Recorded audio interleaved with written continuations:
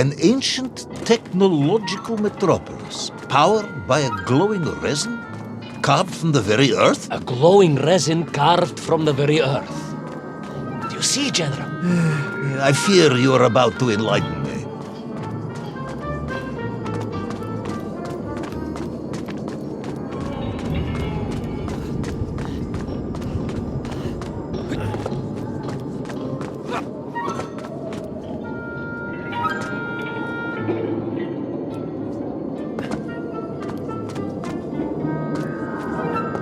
Little Orpheus must have been drained by the impact, but whoever had stolen it and brought it here was no doubt planning to use the Agarthan resin to charge up the atomic bomb, restoring the device to its full potential.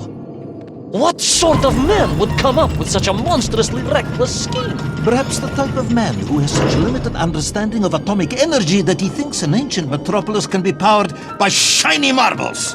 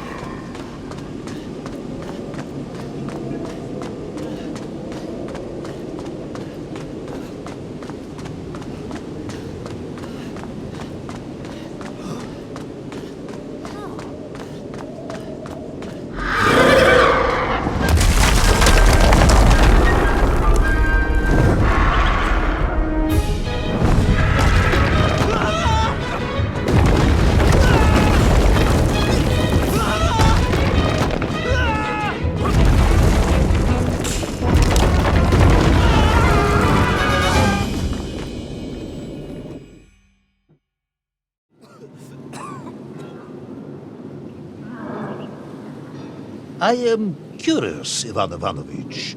You talk and talk about this great subterranean city, yet what you describe sounds strangely familiar. It does in some way bear an uncanny resemblance to the glorious architecture of Comrade Alexei Dushkin. Wouldn't you agree? Нет, General. I have never heard of this great Tavarish Dushkin or his works. Interesting. Because you were photographed on the steps of his marvelous Vysotka na Krasnich Varotach, shaking hands with the Glavny Constructor. That was the chief designer? The sweaty little fat man with the bad hearing? Mind your mouth, Ivan Ivanovich. And don't think you can distract me by slandering one of the great visionaries of our time. Without him, neither of us would be sitting here now. I must remember to thank him for that, General.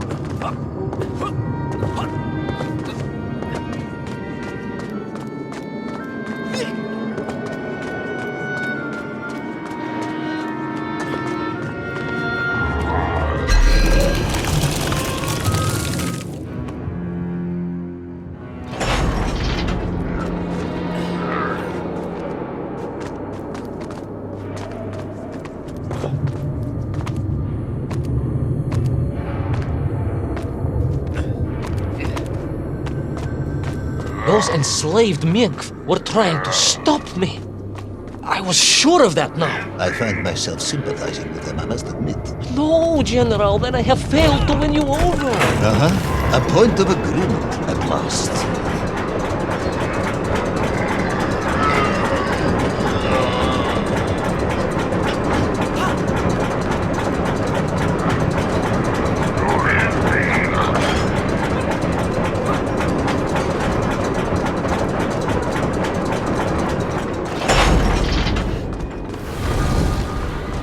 Ask again, General. Are you mocking me? That would be unprofessional, comrade. I will try harder to convince you then. It is, after all, a cautionary tale of unleashed tyranny. It is a cautionary tale of unleashed idiocy. But please, do continue.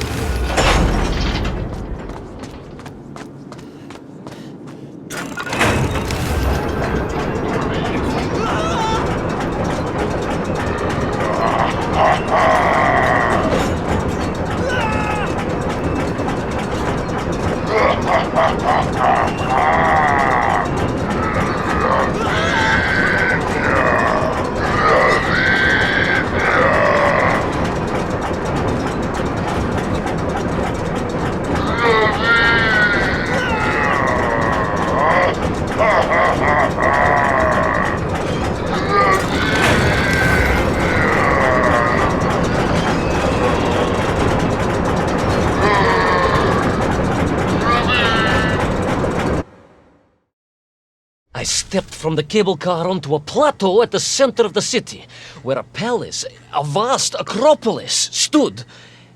I was reminded of Chelyabinsk Sorok. May I ask how you know of Chelyabinsk? My Aunt Masha was a traveling tinker who married a beef investigator from Zlatoust. She told me of a secret but wonderful city in the west. An edifice of sheer power, humbly serving the will and needs of the people. Yes, unfortunately, that story didn't end so well. No, that's what Auntie Marcia told me. And perhaps that is why I was also reminded of it. Because the moment I touched the floor in that place, I could tell something was very, very wrong.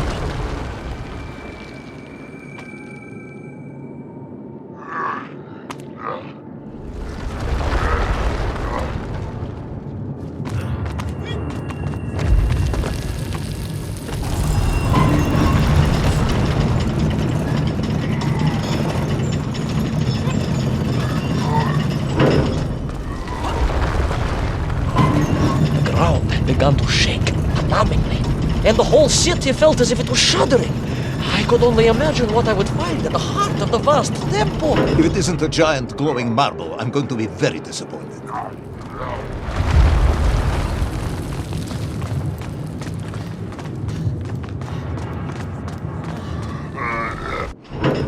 Sucking the power from this wondrous city as he drained the very lifeblood of the ancient civilization and drew it into the atomic embrace of little Orpheus. With a song in my heart, I raced onwards to stop him.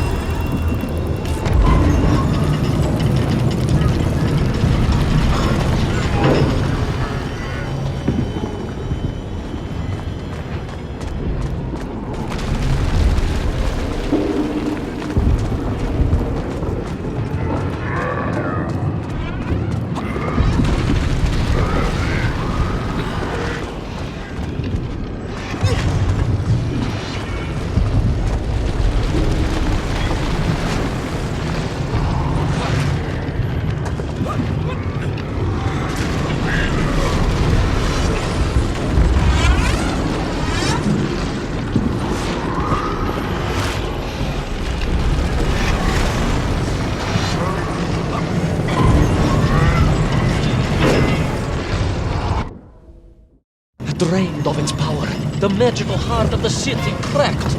It sent shockwaves through the world around me. You monster, General, willing to bring down the mountain itself upon Agartha and bury it forever in his ruthless scheme. I could not save that wondrous place, General, to my shame and regret. I resolved myself to avenge the myth, to recapture little Orpheus, and to bring that tyrant to justice.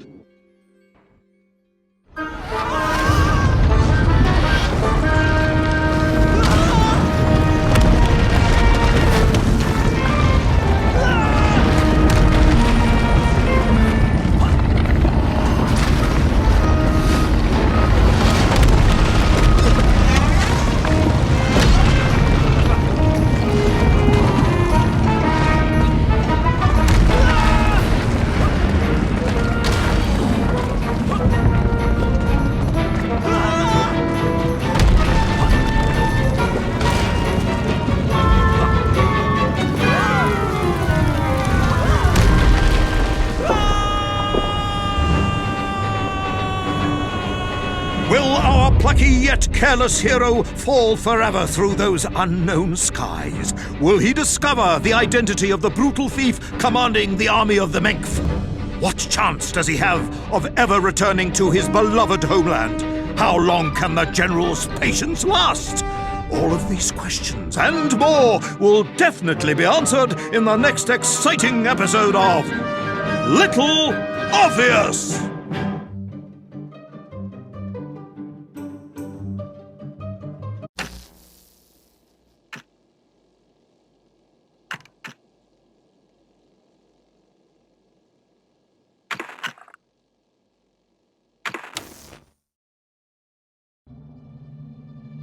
I plummeted down through that weird sky towards a great turbulent ocean that roared and swelled, a ferocious sea that offered no hope of survival. I thought of home and wept, unaware that in an instant my fortunes would be changed by an event so bizarre I almost hesitate to tell you. And it happened like this.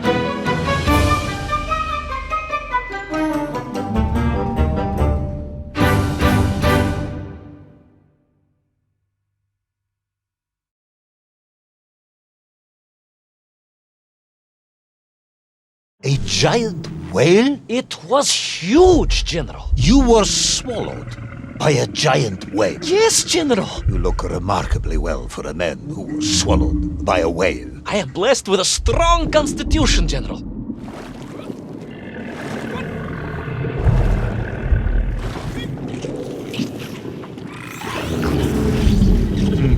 And I assume you are now going to tell me how you managed to escape from the belly of this giant whale. Naturally, General. And I must say, it really was a fascinating glimpse into the interior life of one of our world's most magnificent beasts. I consider myself a wiser man after this experience.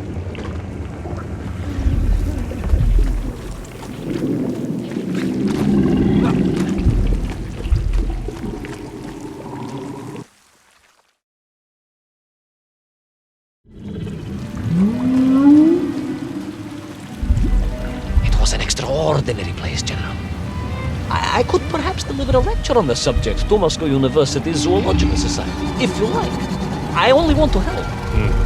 The Moscow University Zoological Society has, I suspect, better things to do than listen to the ramblings of a man who claims he was swallowed by a whale.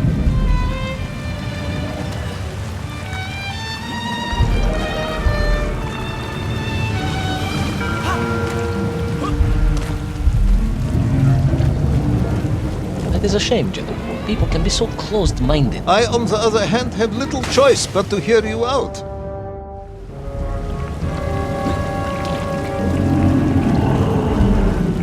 It is a shame, General. People can be so closed-minded. I, on the other hand, have little choice but to hear you out. For your own sake, Ivan Ivanovich, I must urge you to be brief. Absolutely, General. I will tell you directly of my miraculous escape from the belly of the whale.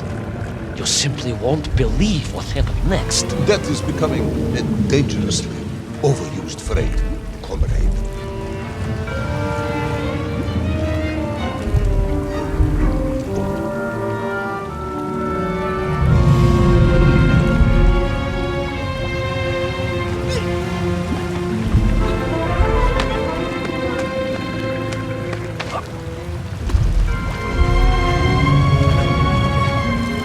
And so I found myself deep within the whale's organs. A strangely beautiful place.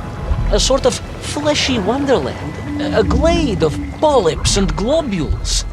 A landscape as awe-inspiring in its way as the forests and mountains of Altai.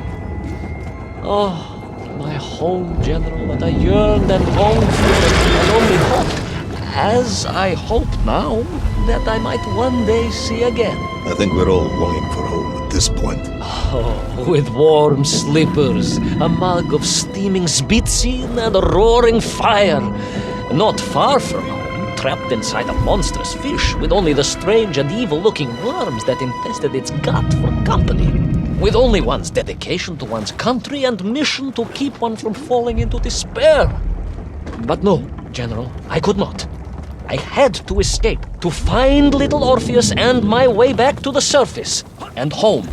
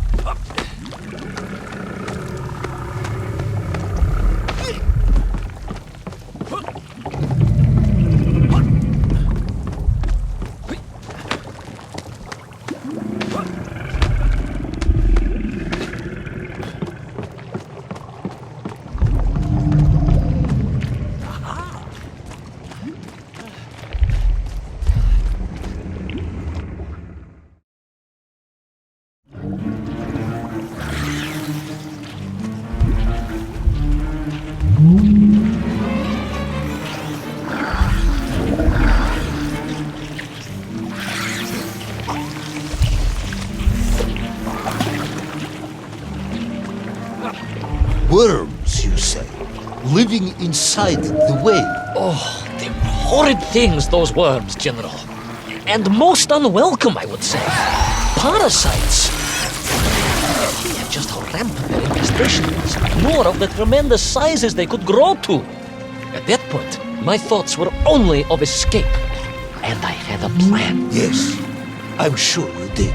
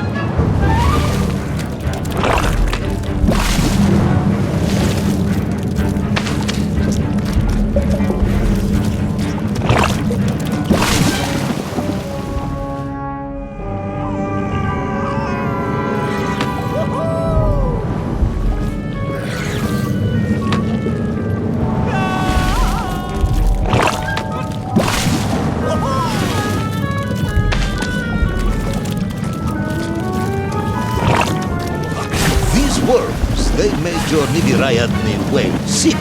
Wherever they attached themselves, the flesh began to turn grey and die. It was a truly distressing sight. I resolved myself to assist the whale by removing the leeches wherever I could find them during my escape.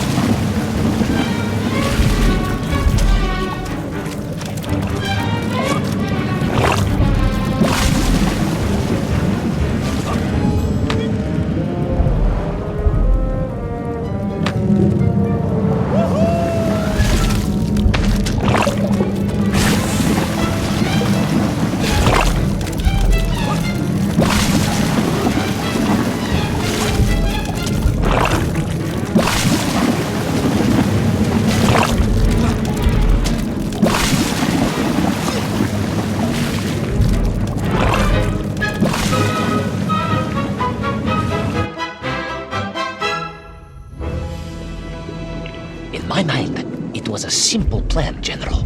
I would climb up through the whale's throat into its mouth, then wait until it opened it to feed and swim out. Ah, yes. Brilliant, Ivan Ivanovich.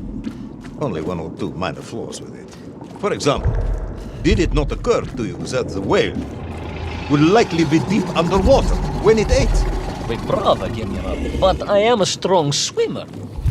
As a child, my parents would take us to holiday near Irkutsk, where we took constitutionals in the waters of Lake Baikal. In fact, my mother often called me her маленький морской кот.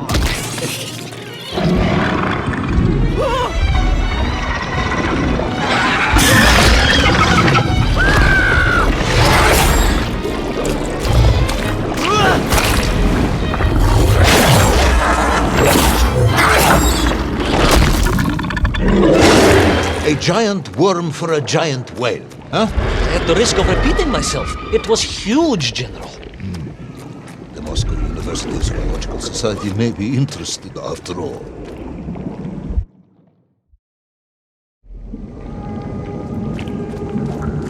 Let us take a moment, Ivan Ivanovich. Your ridiculous plan to escape through the mouth of the whale failing, you would now have me believe you had embarked on some misguided crusade to free it of the worm infestation.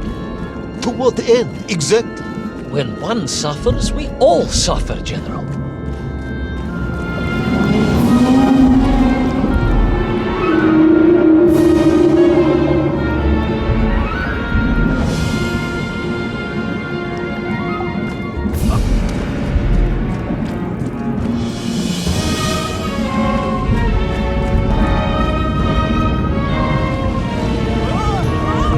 Your ideological commitment is admirable, comrade, but... I concluded that if I could find the root of the infestation and neutralize it, the whale could mount a spirited counterattack against the worms.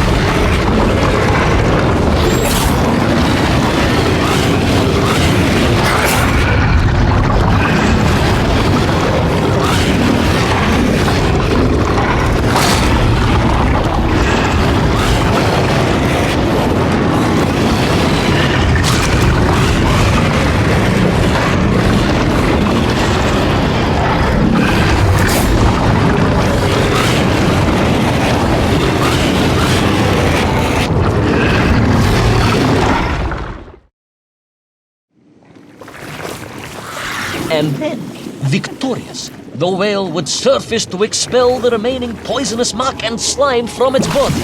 And at that point, I could escape through the nearest convenient orifice. In this case, most likely the blowhole. That is the most revolting thing I've ever heard.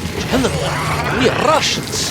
We have withstood the sheer force of nature and history and emerged triumphant. An expedition through the nasal sphincter of a gargantuan whale is nothing to us.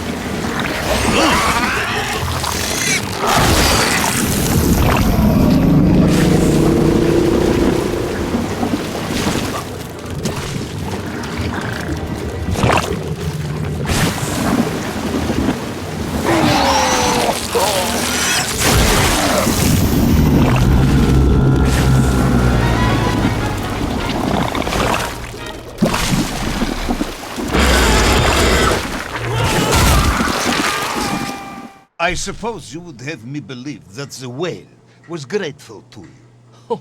Well, General, that would be presumptuous. I doubt it was even aware of my presence.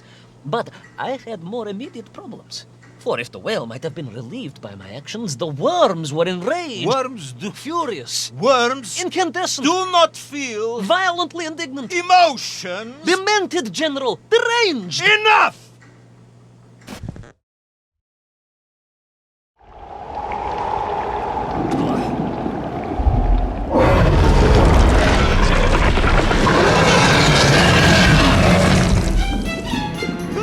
Where is little Orpheus? Where is my bomb? Unless you are trying to done, the whale swallowed that as well. No, I did not, General. That would be absurd. No, Ivan Ivanovich, you are absurd.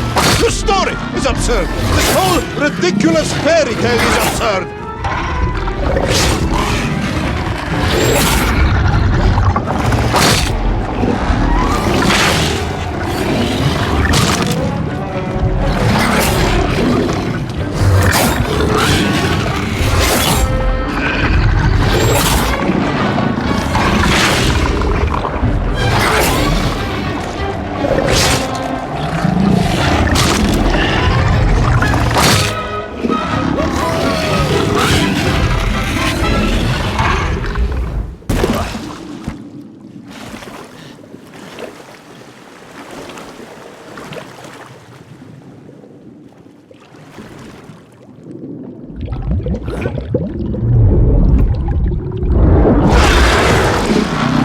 Will our brave yet foolhardy hero escape the furious worm? Will he be doomed to spend his days trapped in the innards of a bad-tempered cetacean? Where is the whale swimming to in such a rush, and what will it do when it gets there? Is the general about to lose his temper and order the cosmonaut shot? All of these questions and more must surely be answered in the next exciting episode of Little Orpheus!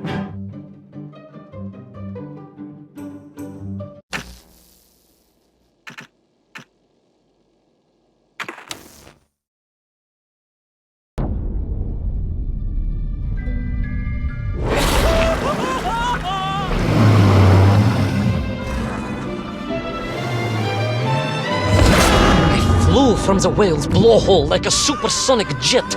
And below me, the ocean became a sheltered bay studded with white shapes. You will be amazed as my epic journey unfolds. For here, it was about to take a most unexpected turn. And it happened like this.